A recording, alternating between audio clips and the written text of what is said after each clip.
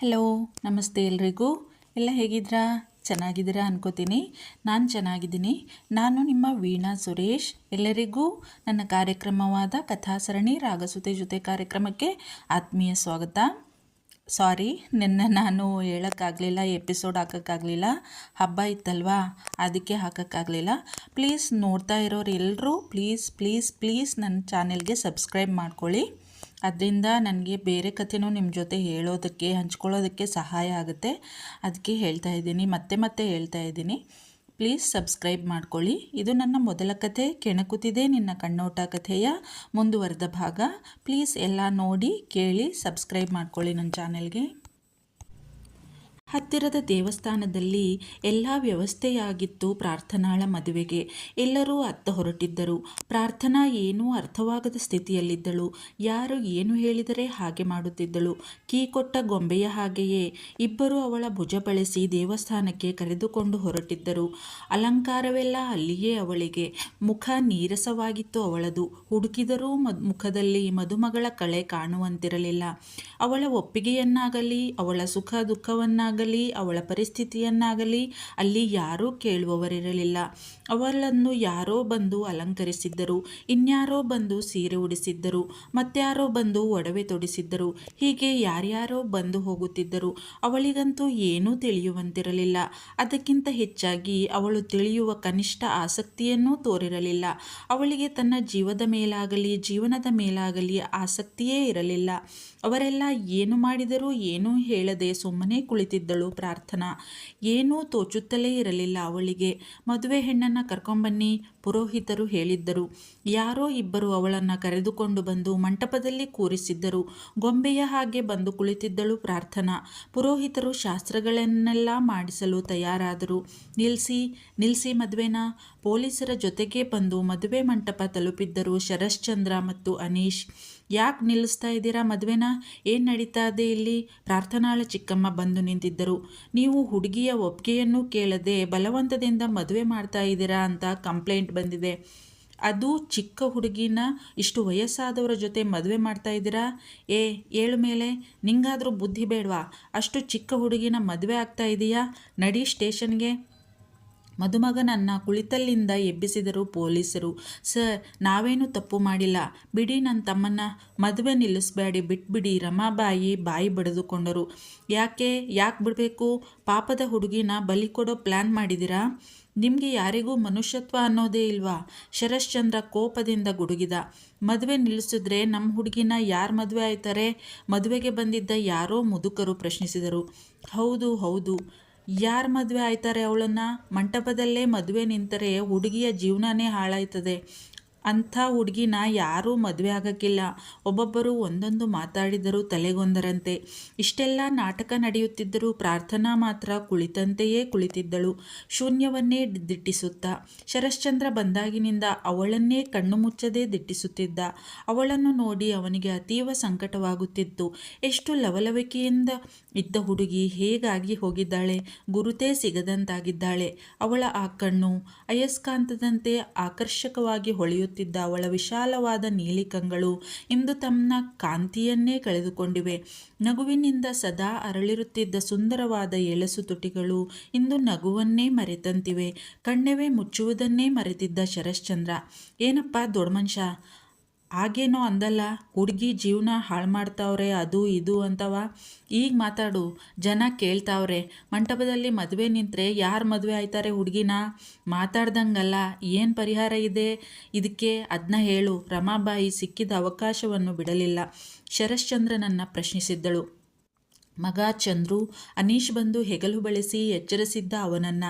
ಅದ್ಯಾರ್ಯಾರೋ ಏನೇನೋ ಕೇಳ್ತಾ ಇದ್ದಾರೆ ಕಣೋ, ಪಾಪ ಆ ಹುಡುಗಿ ನೋಡಿದ್ರೆ ದುಃಖ ಆಗುತ್ತೆ ಕಣೋ ಎಂದ ಅನೀಶ್. ಅವಳನ್ನೇ ಕಣ್ಣು ಮಿಟುಕಿಸದೆ ಮತ್ತೊಮ್ಮೆ ದೀರ್ಘವಾಗಿ ದಿಟ್ಟಿಸಿದವನೇ. ನಾನೇನು ಮಾಡಿದರೂ ಅವಳ ಜೀವನ ಹಾಳಾಗೋದನ್ನು ತಪ್ಪಿಸೋಕ್ಕೋಸ್ಕರ ಮಾಡ್ತಾ ಇರೋದು. ಅವಳ ಜೀವನ ಹಾಳಾಗೋದನ್ನು ಯಾವುದೇ ಕಾರಣಕ್ಕೂ ನಾನು ಸಹಿಸಲ್ಲ, ಹೀಗೆಂದು ಗೆಳೆಯನಿಗೆ ಹೇಳಿದವನೇ ಸರಸರನೆ ಮಂಟಪದತ್ತ ನಡೆದ ಶರಶ್ಚಂದ್ರ. ಪ್ರಾರ್ಥನಾಳತ್ತ ಬಂದವನೇ. ನೋಡುತ್ತಿದ್ದಂತೆಯೇ ಅಲ್ಲಿಯೇ ಇದ್ದ ಅರಿಶಿಣದ ದಾರ ಕೈಯಲ್ಲಿ ತೆಗೆದುಕೊಂಡವನೇ. ನನ್ನ ಕ್ಷಮಿಸಿಬಿಡು ಪ್ರಾರ್ಥನಾ, ನಿನ್ನ ಒಳ್ಳೆಯದಕ್ಕೋಸ್ಕರ ಮಾತ್ರ ನಾನು ಇದನ್ನು ಮಾಡ್ತಾ ಇರೋದು. ಅದನ್ನು ಬಿಟ್ಟು ಬೇರೆ ಯಾವ ಕೆಟ್ಟ ಉದ್ದೇಶವೂ ನನಗೆ ಇಲ್ಲ ಎಂದು ಅವಳ ಕಿವಿಯ ಬಳಿ ಉಸುರಿದವನೇ ಅವಳ ಕುತ್ತಿಗೆಗೆ 3 ಗಂಟು ಬಿಗಿದಿದ್ದ. ಅವನ ಮಾತಿನಿಂದ ಎಚ್ಚೆತ್ತ ಪ್ರಾರ್ಥನಾ ಅವನ ಮುಖವನ್ನೇ ಅಯೋಮಯಳಾಗಿ ನೋಡುತ್ತಿದ್ದು ಬಿಟ್ಟಳು. ನಡೆದಿದ್ದನ್ನೆಲ್ಲ ನಂಬಲೇ ಆಗಲಿಲ್ಲ ಅವಳಿಗೆ. ಏನಾಯ್ತಾಯ್ತೆ ಇಲ್ಲಿ? ಏನು ಮಾಡ್ತಾವ್ರೆ ಇವಯ್ಯ? ನಿಜವಾಗ್ಲೂ ನನಗೆ ತಾಳಿ ಕಟ್ಟವ್ರಾ? ಕೊರಳಲ್ಲಿದ್ದ ತಾಳಿಯನ್ನು ಕೈಯಲ್ಲಿ ಹಿಡಿದು ಅಪನಂಬಿಕೆಯಿಂದಲೇ ನೋಡುತ್ತಾ ಯೋಚಿಸುತ್ತಿದ್ದಳು ಪ್ರಾರ್ಥನಾ. ಪುರೋಹಿತರೇ, ಏನೇನು ಶಾಸ್ತ್ರಗಳಿವೆಯೋ ಎಲ್ಲ ಶುರು ಮಾಡಿ ಎಂದವನೇ ಅವರು ಹೇಳಿದ ಶಾಸ್ತ್ರಗಳನ್ನೆಲ್ಲ ಚಾಚೂ ತಪ್ಪದೇ ಮಾಡಿದ್ದ. ಅವಳನ್ನೂ ಸೇರಿಸಿಕೊಂಡು ಎದ್ದು ನಿಂತವನೇ, ನೋಡಿ, ಈಗ ಇವಳು ನನ್ನ ಹೆಂಡತಿ. ಯಾರೂ ಇನ್ನು ಮುಂದೆ ಇವಳ ಜೀವನದಲ್ಲಿ ಮೂಗು ತುರಿಸುವ ಅವಶ್ಯಕತೆ ಇಲ್ಲ. ಇನ್ನು ಇವಳು ನನ್ನ ಜವಾಬ್ದಾರಿ. ಯಾರಾದರೂ ನನ್ನ ಹೆಂಡತಿಯ ಸುದ್ದಿಗೆ ಬಂದರೆ ನಾನೇನು ಮಾಡ್ತೀನೋ ನನಗೆ ಗೊತ್ತಿಲ್ಲ. ಇನ್ನು ಮುಂದೆ ಇವಳು ನಿಮ್ಮ ಪಾಲಿಗೆ ಮುಗಿದು ಹೋದ ಅಧ್ಯಾಯ. ಮರೆತು ಬಿಡಬೇಕು ಅವಳನ್ನು. ಎಲ್ಲರಿಗೂ ಅರ್ಥ ಆಗಿದೆ ಅನ್ಕೋತೀನಿ. ಅನೀಶ್ ಅಂತೂ ಆಶ್ಚರ್ಯದಿಂದ ಕಣ್ಣರಳಿಸಿ ಗೆಳೆಯನನ್ನೇ ನೋಡುತ್ತಾ ನಿಂತು ಬಿಟ್ಟಿದ್ದ. ಮಗ ಅನೀಶ್, ನಡಿ ಮನೆಗೆ ಹೋಗೋಣ, ಕಾರ್ ತೆಗಿ ಎಂದಿದ್ದ. ಈಗ ಎಚ್ಚೆತ್ತ ಅನೀಶ್ ಹೊರಗಡೆ ಓಡಿದ್ದ ಕಾರು ತರಲು. ನೋಡುತ್ತಿದ್ದವರು ತೆರೆದ ಬಾಯಿ ಮುಚ್ಚಲೂ ಮರೆತಿದ್ದರು. ನಡೆದ ಘಟನೆಯನ್ನು ಅರಗಿಸಿಕೊಳ್ಳುವುದೇ ಕಷ್ಟವಾಗಿತ್ತು ಅವರಿಗೆ. ಕೆಲವರಿಗೆ ನಿಜವಾಗಿಯೂ ಸಂತೋಷವಾಗಿತ್ತು. ಪಾಪ, ತಾಯಿ ಇಲ್ದಿರ ಹುಡುಗಿಯದು. ಯಾರೋ ದೊಡ್ಡ ಮನ್ಸ ಅವಳಿಗೆ ಜೀವನ ಕೊಟ್ಟವರೆ, ಚೆಂದಾಗಿರಲಿ ಎಂದು ಮನಸಾರ ಹಾರೈಸಿದ್ದರು.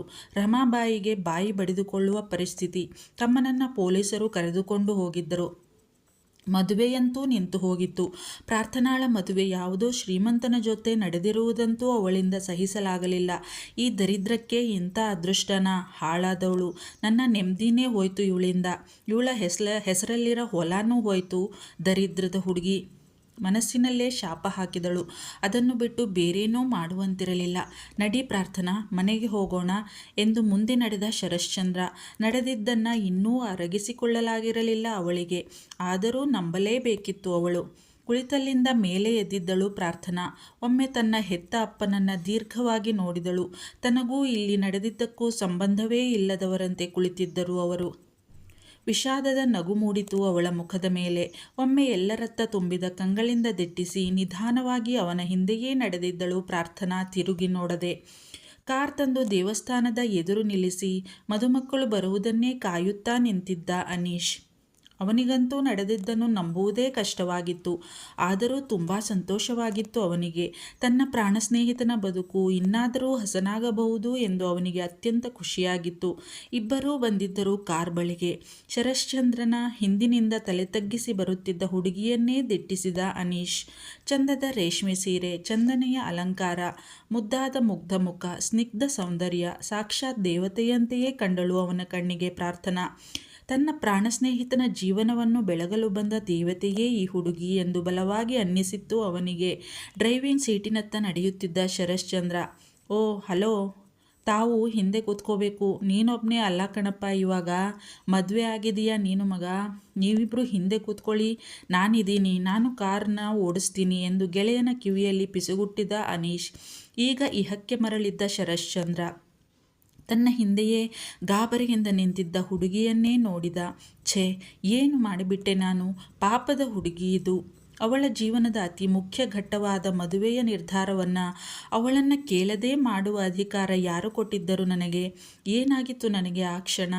ಏನೋ ನನಗೇ ಅರಿಯದ ಭಾವೋದ್ವೇಗ ಆವರಿಸಿಬಿಟ್ಟಿತ್ತು ನನಗೆ.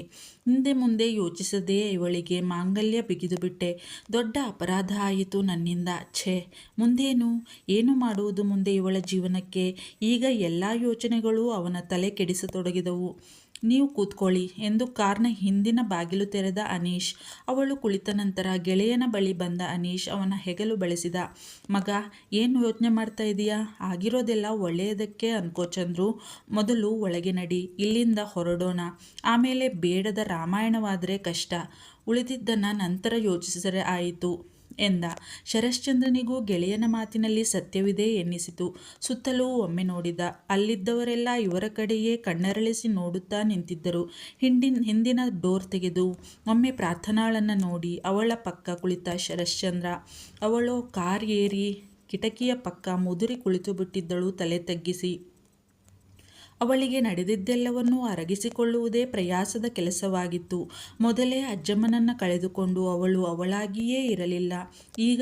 ಈಗಂತೂ ಏನೂ ಅರ್ಥವಾಗದ ಸ್ಥಿತಿ ತಲುಪಿದ್ದಳು ಪ್ರಾರ್ಥನಾ. ಅವಳ ಮುಡಿಯಲ್ಲಿದ್ದ ಮಲ್ಲಿಗೆಯ ಘಮ ಅವನ ಮೂಗನ್ನು ಸವರಿ ಒಂದು ರೀತಿಯ ಮತ್ತು ಆವರಿಸಿತ್ತು ಅವನಿಗೆ.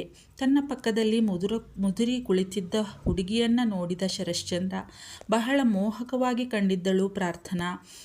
ಉಟ್ಟಿದ್ದ ರೇಷ್ಮೆಯ ಸೀರೆ, ಮುಡಿಯಲ್ಲಿದ್ದ ಮಲ್ಲಿಗೆ, ಚಂದನೆಯ ಅಲಂಕಾರ, ಮುದ್ದಾದ ಮುಖ, ಬಾಗಿದ ಕಣ್ಣು. ಅಬ್ಬಾ, ಅದೆಷ್ಟು ಮುದ್ದು ಈ ಹುಡುಗಿ! ಇವಳು ಈಗ ನನ್ನ ಹೆಂಡತಿ, ತನಗೆ ಸೇರಿದವಳು. ಮೈಯಲ್ಲಿ ಮಿಂಚು ಹರಿದಂತಾಯಿತು ಅವನಿಗೆ. ಒಂದು ತರಹದ ಹೆಮ್ಮೆಯೂ ಆಯಿತು. ಥಟ್ಟನೆ ಎಚ್ಚೆತ್ತ ಶರಶ್ಚಂದ್ರ. ಛೇ, ಏನು ಯೋಚಿಸುತ್ತಿದ್ದೇನೆ ನಾನು? ಅವಳಿಗೆ ತನ್ನದೇ ಆದ ಉಜ್ವಲ ಭವಿಷ್ಯವಿದೆ. ಅವಳಿಗೂ ನೂರಾರು ಕನಸು ಇರಬಹುದು. ತಾನು ಅವಳನ್ನು 3 ಗಂಟಿನ ಬಂಧನದಲ್ಲಿ ಬಂಧಿಸಿಡುವುದು ಅಕ್ಷಮ್ಯ.